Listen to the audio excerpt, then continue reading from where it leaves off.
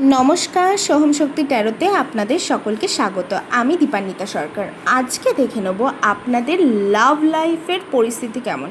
আচ্ছা, আগে একদিন একটা রিডিং দিয়েছি, কিছু মানুষের সাথে ম্যাচ হয়নি। তার মধ্যে থেকে একজন দিদি বলছিল যে তার যে পার্টনার ছিল তার সাথে অফিসিয়ালি ব্রেকআপ হয়। আমি একটা কথা বলি, আমাদের রিডিং কিন্তু সবার সাথে ম্যাচ হওয়ার কথা না। হ্যাঁ, এটা কালেকটিভ লেভেলে যেটা ভীষণ হাই এনার্জি চলে তাদের সাথে ম্যাচ হয়। যদি না ম্যাচ হয়েছে অন্য কোনো রিডিংয়ে ম্যাচ হয়ে যাবে। তবে আমি ওই দিদির উদ্দেশ্যেই বলছি, ম্যানিফেস্ট করো। হার্ট ব্রেক হয়েছে তো এই মুহূর্তে দাঁড়িয়ে সেই মানুষটা যে যে দুঃখগুলো দিয়েছে, হয়তো বা আমি জানি না তোমাদের কী কারণ বা কী বৃত্তান্ত, যদি এরকম কিছু মানুষের ক্ষেত্রে তো হয়েছে যে হার্ট ব্রেকের এনার্জি সেটা অনেক দিন ধরেই কাটে আসছে।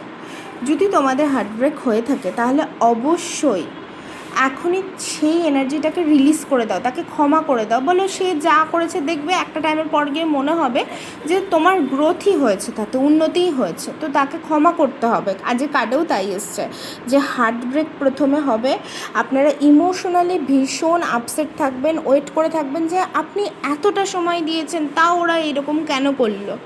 পরবর্তী মুহূর্তে আপনি যখন নিজের মধ্যে স্ট্রেংথ খুঁজে পাবেন, নিজের সাথে আনুষঙ্গিকভাবে বসে নিজের সাথে আলাপচারিতা করবেন, নিজে কী চান বুঝতে পারবেন, তখন কিন্তু আপনাদের সোলমেটের সাথে দেখা হবে।